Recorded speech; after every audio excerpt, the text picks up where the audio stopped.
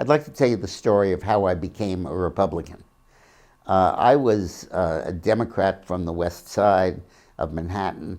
There really were no Republicans there. And party loyalty and party affiliation was part of my DNA pool coming from my parents and my family.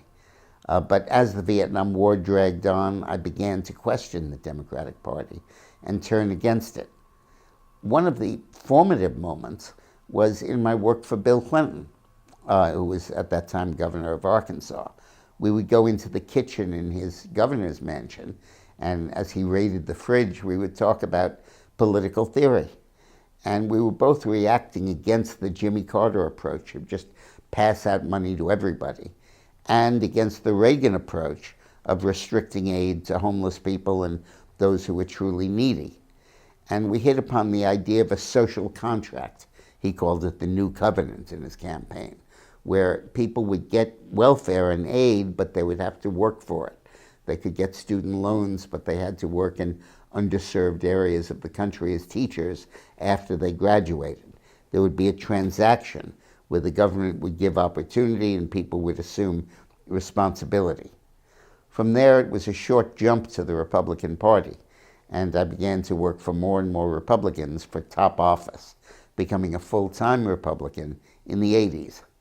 A very important part of that transition was Ronald Reagan's defense policy. I was a strong advocate of nuclear disarmament.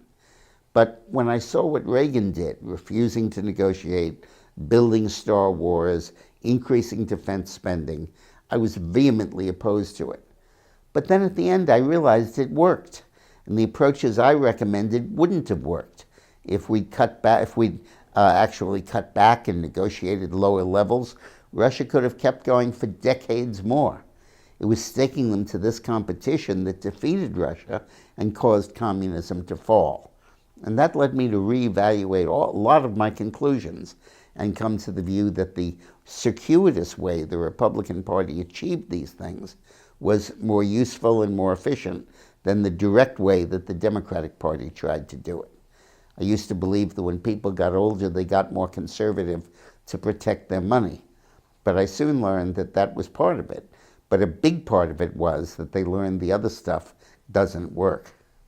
So this story and many others, 100 others, is in my book 50 Shades of Politics, an autobiographical series of anecdotes about my career.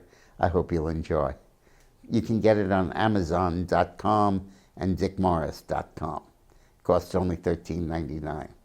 Thanks for watching.